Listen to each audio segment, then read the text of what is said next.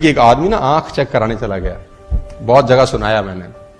आंख चेक कराने गया तो वेटिंग थी, तो सोफे पे बैठ गया।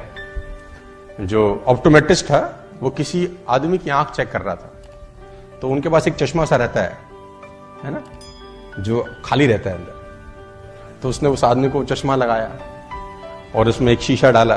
अब दिख रहा है तुझे? तो बोला ना। तो उसने बोला शीशा निकाल के दूसरा डाला। बोला अब तुझको दिखता है? तो बोला नहीं, थोड़ा थोड़ा दिखना शुरू हो गया। अब ये बाहर बैठ के ऑब्जर्व कर रहा है उसको। फिर उसने तीसरा डाला। बोला अब कह रहा अब थोड़ा सा साफ हुआ है।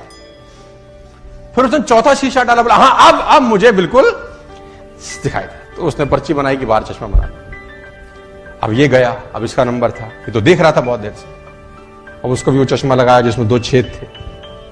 पहला शीशा डाला, तो तुझे दिख रहा है? बोले नहीं। तो उसने वो वाला निकाल के दूसरा डाल दिया। बोला अब दिख रहा है? बोला अभी भी नहीं। उसने फिर तीसरा डाला। बोला अब? बोला अभी भी नहीं। चौथा नहीं, पांचवा नहीं, छठा नहीं, सातवां नहीं, आठवां, जितनी ट्रे थी सारे डाल डालिए। अब कह रहा नहीं।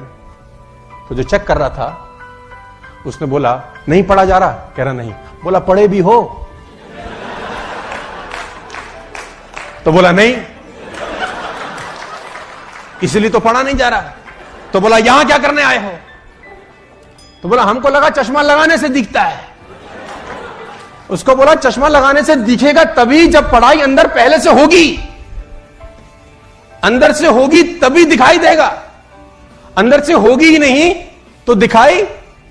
मैं चाइनीज लैंग्वेज लिख दूं यहां, चाइनीज, कुछ चाइनीज ची चू चा चा चू है, ऐसा कुछ लिख दूं तो तुम पढ़ पाओगे क्या?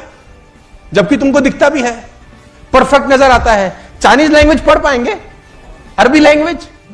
यानी पढ़ भी वही पाएंगे जो ज्ञान पहले अंदर होगा ना।